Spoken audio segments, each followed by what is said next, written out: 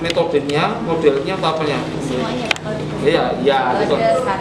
Iya, itu terkait dengan metodenya. Iya, bagus. Apa kayak itu aja kita berbicara masalah kurikulum? Ayo. Keterampilan. Ya, keterampilan itu di dalamnya di pembelajaran itu ada keterampilan, ada pengetahuan, ada sikap kan. Nah, apalagi ya itu tadi ini pembelajaran di dalam pembelajaran ada metode atau strategi dan model. Oke. Nah, tentang isinya ada tadi ada keterampilan. Masa keterampilan saja diajarkan? Ya kognitif pengetahuan. Ada sikap. Baru satu elemen. Yang lain? Saya pembelajaran. Ayo dong. Karakter. Pembentukan sikap ya tadi termasuk pembentukan sikap. Ya nanti kita akan mengarah kepada P5 tadi ya tentang profil pelajar Pancasila tadi. Itu salah satu yang dulu namanya pendidikan PPK. Penguatan pendidikan karakter ya. Iya memang penting. Ya. Ayo apalagi kita bicara kurikulum. Ada dua sudah ditemukan. Apalagi sosial. Maksud sosial apa nih? Opo ya di dalamnya karakter lagi. Karakter itu ada salah satunya sikap. Ya, maksud karakter. Ayo penilaian. Nah, ada pembelajaran. Masa pembelajaran nggak dinilai sih? Masuk penilaian kan? Nanti kita pelajari. Yang kita sekarang istilahnya apa namanya? Ya, bagus. Apa lagi? Ayo dong. Ada kita dapat berapa tuh? Pembelajarannya tentang strategi ya, model metode itu kan satu. Terus ada penilaian, ada assessment. Terus kemudian ada tentang penguatan karakter tadi. Masuk ini kita sudah 3. Ayo kita harus tahu dulu apa yang kita pelajari dong. Ayo, apa lagi? Ayo dong. Ini dulu ngomong loh. Tiap hari itu ada di dekat kita, kurikulum itu di dekat kita. Jadi seorang guru harus tahu. Apalagi? Pembiasaan. Sama asesmen tadi. Pembiasaan dari karakter tadi. Nah, oke ya. Jangan dia dekat tertarik masuk ke dalam karakter tadi. Ya. Tadi penilaian masuk di dalam asesmen tadi. Ayo lain selain itu. Pengembangan bakat minat. Pengembangan bakat minat sekarang ini masuk di pembelajaran. Jadi pembelajaran itu salah satu nanti ada namanya RPP berdiferensiasi. Nah, RPP jadi salah satunya adalah melayani siswa. Pembelajaran itu harus berfokus pada siswa. Jadi student center untuk mengetahui bakat-bakatnya. Jadi kebutuhan belajar secara itu apa sih? Nah, dari mulai profilnya tadi ada yang visual, auditor, estetika, kemudian hobinya apa, ada sebagainya. Itu masuk dalam pembelajaran ya. Apalagi ya kali aku cukup itu aja. Apalagi Bapak Ibu kalau kepala sekolah di awal tahun membuat namanya kurikulum nggak? Sebelum apa namanya? Sebelum mengajar itu selalu di awal apa namanya? Ada program semester program tahunan itu masih di dalam apa namanya? Kurikulum operasional satuan pendidikan kalau di Diknas. Tapi kalau di madrasah kurikulum operasional madrasah itu masuk kurikulum juga, gitu ya. Harus kita bahas, kita tahu, ya. Di dalam kompetisinya apa ya coba? Tadi yang di dalam kompetisinya apa ya? Ya, oke, latar belakang, oke. Terus tentang sejarah misalkan ya. Visi pasti, apalagi oh boleh, ada misi-misi. Apa lagi? Ya ada apa lagi? Ada struktur capaian yang seperti apa maksudnya? struktur Oh ya. Sekarang kita apa namanya? Lupa. Kita lihat keputusan tujuan pembelajaran itu sekarang ya. Oke. Berikutnya itu isinya ya. Jadi ada ekstrakurikulernya, intrakurikulernya. Kalau misalnya intrakurikuler berarti ada program promes kan.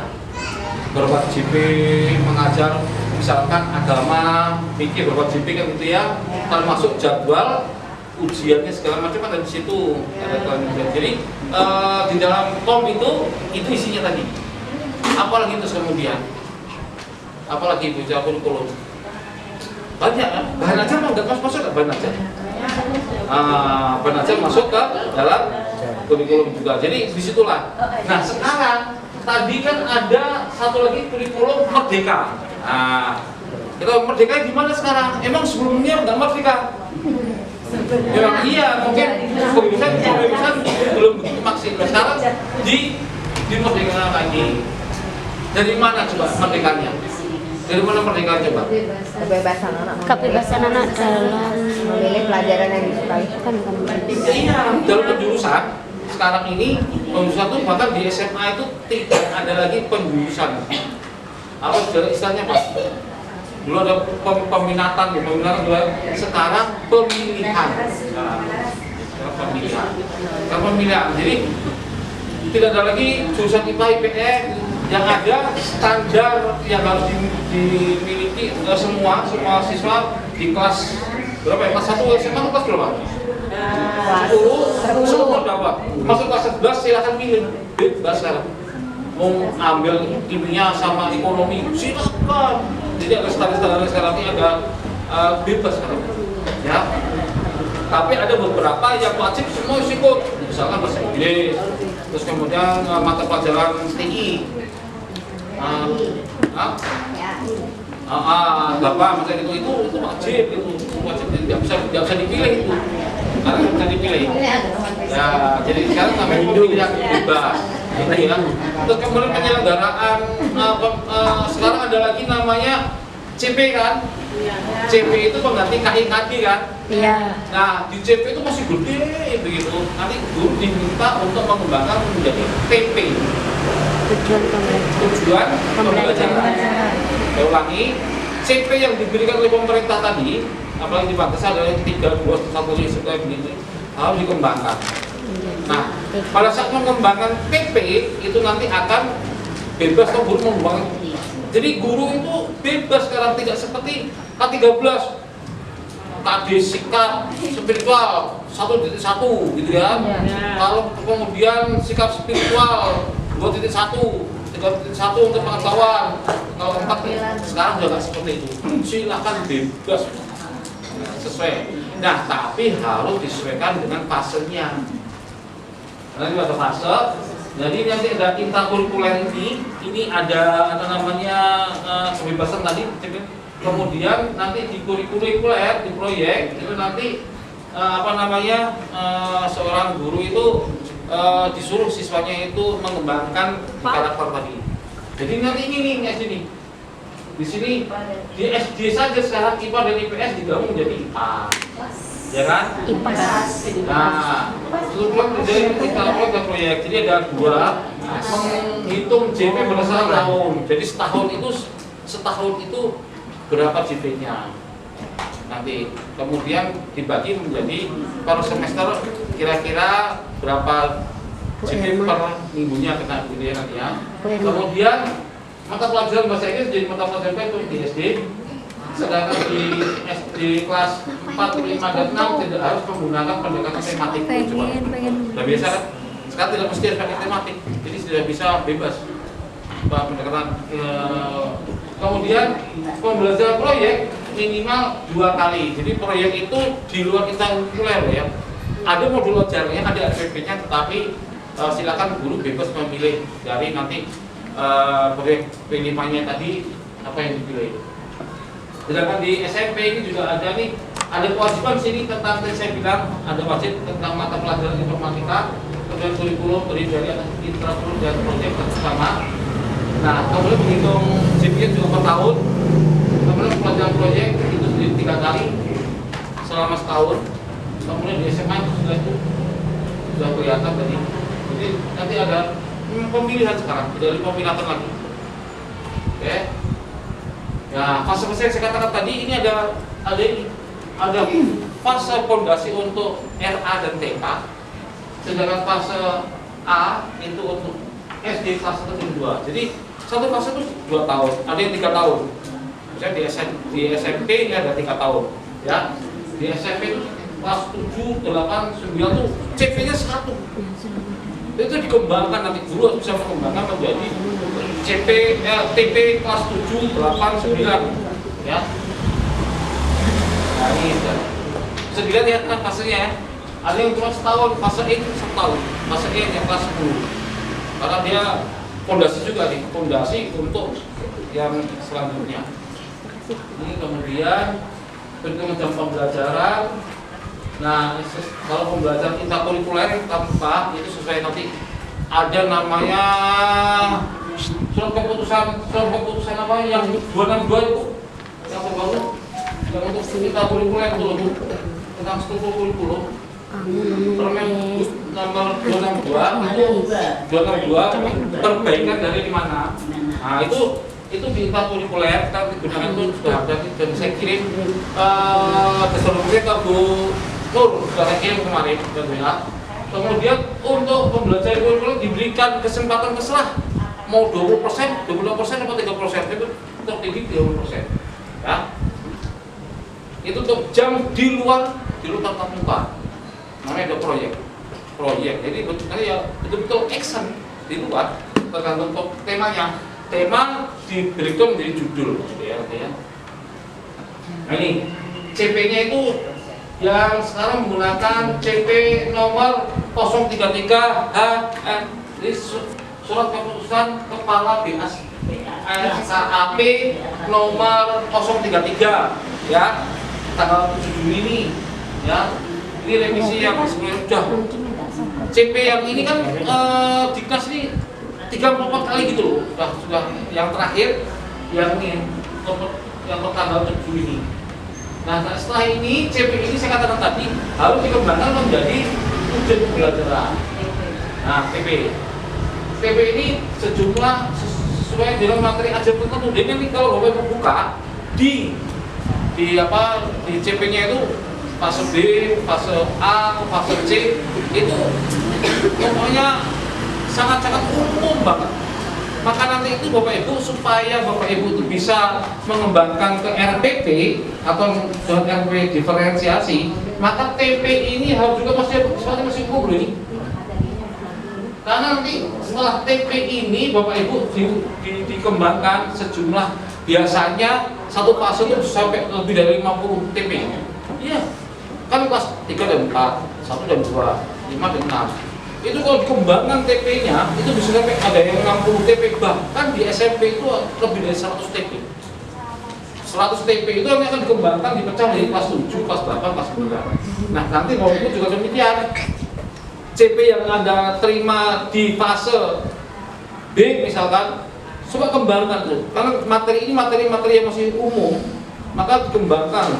Nah saran saya nanti waktu mengembangkan kan mesti menggunakan, ada yang bisa menggunakan taksonomi Bloom yang baru, ada menggunakan Marjano, ya. Ada yang terbaru lagi sekarang yang saya kemarin waktu saya ngajar metodologi itu ternyata yang paling cocok itu menggunakan teori yang Tiji dan Bijin. Gak pernah dengar? Belum pernah? Yang Marjano dan belum pernah? Belum juga? Ya kalau belum, taksonomi Bloom revisi Anderson itu. Nah, terus saya mau dari tahun berapa itu? Dari tahun sebelum merdeka sudah ada. Ya iya benar. Tahun ya, kita kembangkan tuh baru tahun 80, 90 baru sering kita pakai. Setelah pergantian tium menjadi tik itu, tium tik itu menjadi apa kemarin itu? Menjadi kemudian apa? Sebelum tadi tahu apa Pak? Sebelum tadi. Nah, pokoknya ada KD-KD itu kita baru mengembangkan taksonomi Bloom itu. Nah, karena sekarang perkembangan ilmu teknologi yang begitu cepat, maka sebetulnya Bloom itu sudah mulai ditinggalkan karena di taksonominya Marjano itu sudah menggunakan metakognitif. Iya. Kalau taksonomi Bloom kan pertama pengetahuan, kedua pemahaman, ketiga aplikasi. Yang keempat adalah analisis. Yang kelima kemudian evaluasi. Yang terakhir mencipta. konseptual, prosedural, dan metakognisi. Jadi yang bisa dikembangkan itu dari C2 sampai ke C6 supaya ke metakognisi. Kalau C1 faktual itu nggak bisa. C1 faktual nggak bisa. C1 yang pengetahuan. Tanggal lahir mau dilihat seperti apa, nama orang tanggalnya mau diobral-abrik seperti apa, nggak bisa. Itu faktual ya saldo.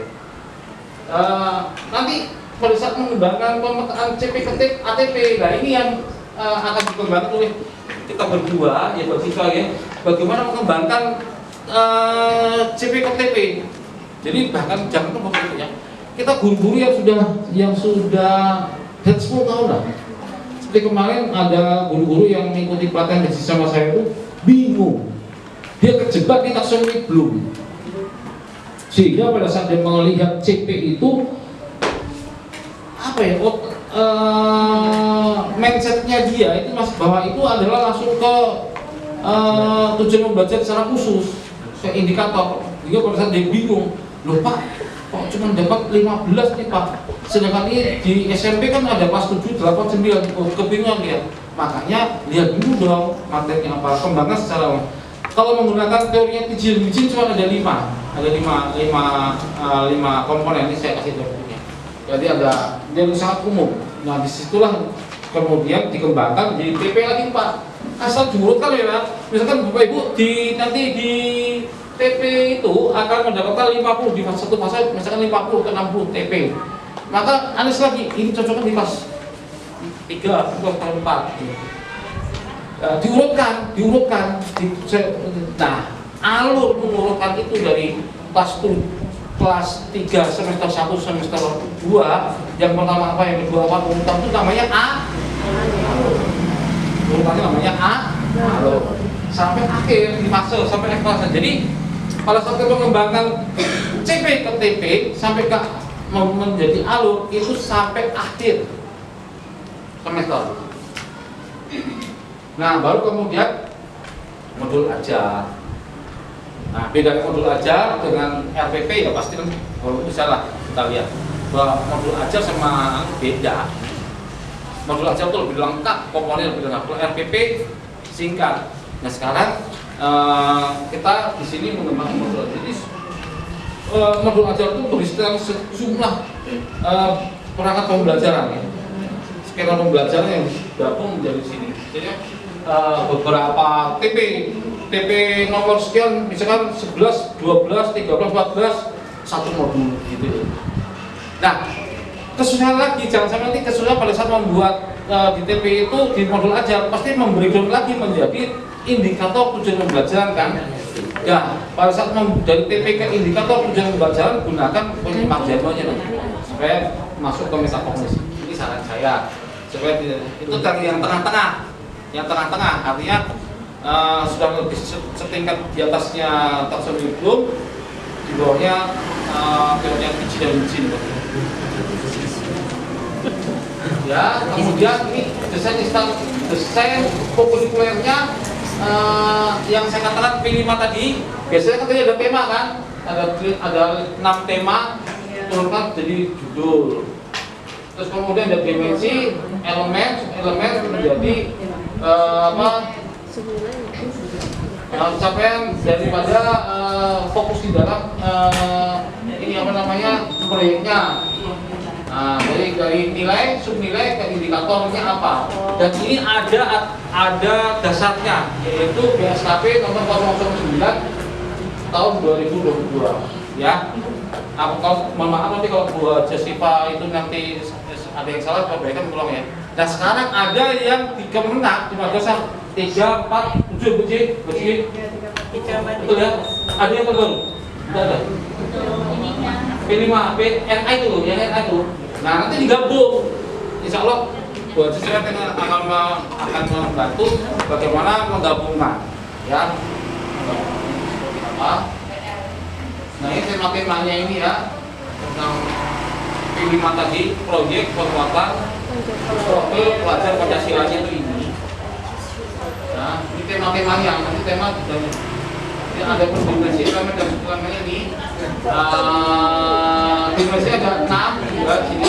Satu ada mandiri, benalar kritis, ada kreatif, ada glutathione dan seterusnya.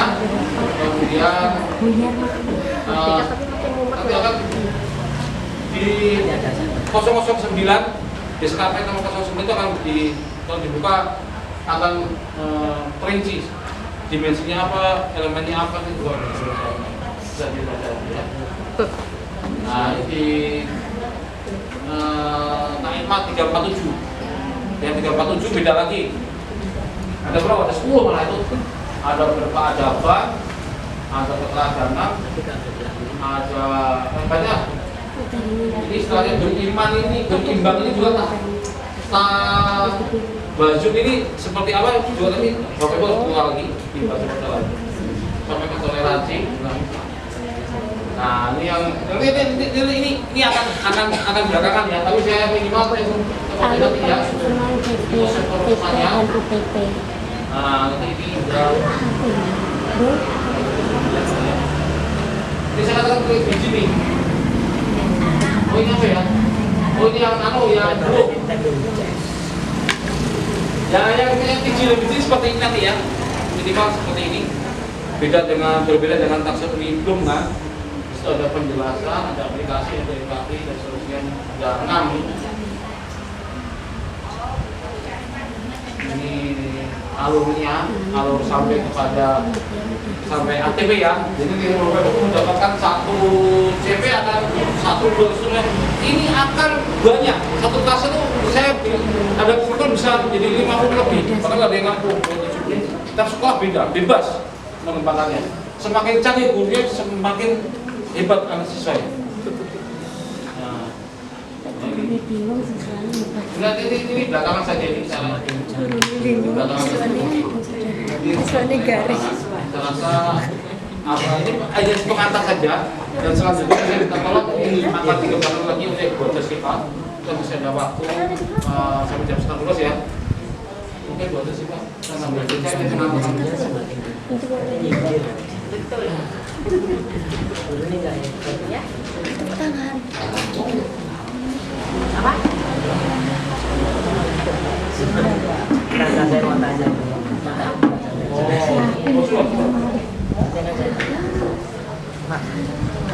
Ada percek biasanya. Kurang, emang enggak bawa. Biasanya sampai permen kepala. Biasanya permen 7 rupa ya dijual. Karena permen itu masih Kalau ada yang mau ditanyakan jangan malu-malu ya, tanyakan ya. Lanjutkan lagi ya.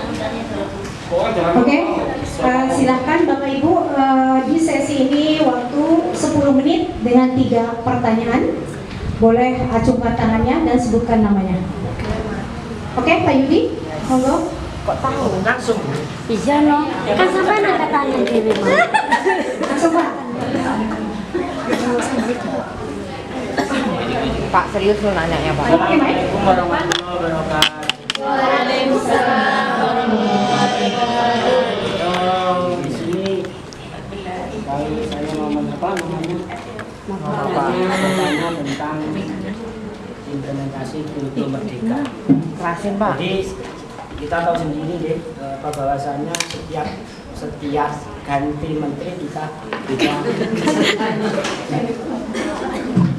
Maju, jadi maju Pak. soalnya dia semakin mumet kan. Namanya mirip dengan saya ya. Kalau dia Pak Yudi ya, Yo. saya dipanggil Pak Rudi. Jadi Pak Yudi.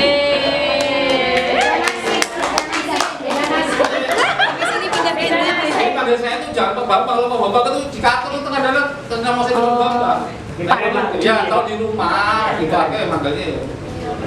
Di rumah saya, di rumah itu Bambang kemarin datang tetangga-tetangga.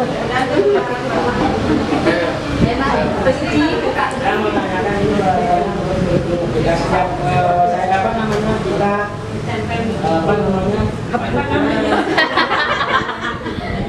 kita jujur aja bahwa setiap kurikulum setiap dulu itu mesti namanya kurikulum itu ada kelebihan dan kekurangan. Iya. Dan setiap kurikulum ada kelebihan dan kekurangan.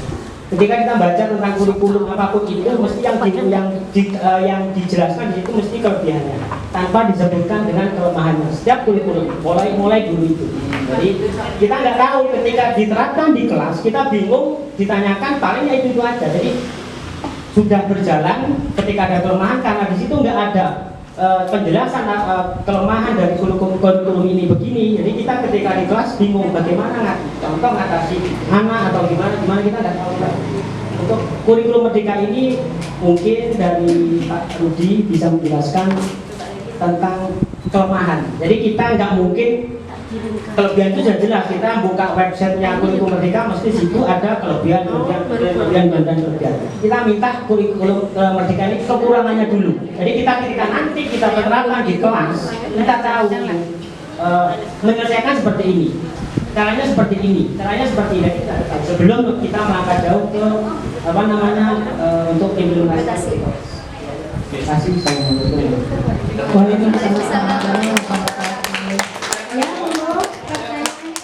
Bapak mau dijawab langsung? Singkat saja, tapi ini boleh sudah kami. Seperti kurikulum itu diajarkan ke siswa sesuai tuntutan zaman. Tuntutan ya sekarang ini zaman kita, ya. Karena zaman kita ini sekarang ini sudah zamannya modernnya IT. Terus saya dulu waktu saya pindah suara itu Pak, kalau tes itu masih menggunakan LCD yang ditempel apa itu bukunya plastik terus dulu HP. Nah, kemudian tahun 2006 baru kemudian mungkin saya pertama kali yang mendapatkan laptop dari kantor dari Jakarta. Saya belajar kan tuntutannya saat itu belum mereka ngerjain mesin tik Pak. Mesin tik Pak. Tapi tidak salah disuruh belajar dulu. Susah Pak, susah. Bahkan sekarang generasi yang tahun 2020 pemain dari mulai setelah COVID itu melonjak.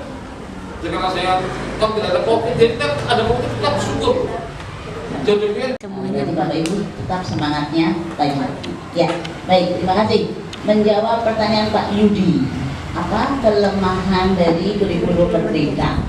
Ya, sebenarnya kalau kita melihat sisi tantangan, ya, kelemahan itu kita sikapi sebagai tantangan. Ya, benar, sumber daya manusia. Yang pertama, kalau kita bicara sumber daya manusia, yang pertama adalah tekadnya dulu. Adakah kemauan di dalam diri kita untuk mengikuti perubahan itu? Itu yang penting. Ya, kemauan untuk berubah, kemauan untuk menyesuaikan diri, ini yang penting. Dan ketika kita sudah punya tekad untuk menyesuaikan diri dengan kondisi yang selalu berubah ini, maka di sanalah konsekuensi logisnya kita harus belajar dan berani keluar dari zona nyaman. Nah, itu yang penting. Berani move on, ya. Kalau yang biasa ngajar dengan menulis di papan tulis, sekarang sudah berubah dan sangat-sangat berubah. Kita harus memperhatikan kemerdekaan siswa. Jadi merdeka, kurikulum merdeka bukan berarti gurunya bebas, merdeka untuk mengajar semaunya gurunya, tidak. Justru gurunya memperhatikan kemerdekaan yang dimiliki oleh siswa. Siswa memiliki kemerdekaan untuk belajar. Nah, kita sebagai guru, sebagai pendidik, bagaimana bisa melayani apa yang menjadi kemerdekaan siswa-siswa kita yang beraneka. Nah, sebagai konsekuensi logis, kita harus mengikuti kondisi sekarang, tuntutan zaman sekarang. Anak lebih senang dengan hal-hal yang terkini, yang sesuai dengan perkembangan zaman. Nah, kita ikuti, namun tidak mengubah inti ataupun konten dari substansi materi yang kita beri. Jadi intinya kelemahannya ya benar pada kemampuan dan kemauan SDM-nya. Tapi kalau kemauan dulu, ya, minimal ada kemauan dan diiringi dengan kemampuan, ya, kemampuan itu notabene harus diupayakan, tidak bisa simsalabim, ya, harus diupayakan. Kalau bisa, ya. Jadi kelemahan di kurikulum merdeka memang kalau SDM-nya tidak siap nanti akan jadi korban siswanya. Nah ini yang tidak kami harapkan, jadi mari kita samakan tekad kita, niat kita untuk mengubah diri, ya mengubah diri, berinovasi, menyesuaikan apa yang menjadi harapan dari tujuan pendidikan di Indonesia ini. Itu Pak ya. Ya singkatnya intinya adalah SDM. Bagaimana kita bisa memanage SDM. Bapak Ibu semua ini adalah sumber daya manusia. Ya, jadi kalau bicara SDM ya artinya kita bicara kita sendiri seperti itu. Itu ya tambahan pertanyaan jawaban kita. Kemudian cukup ya, Pak Yudi? Cukup. Oke.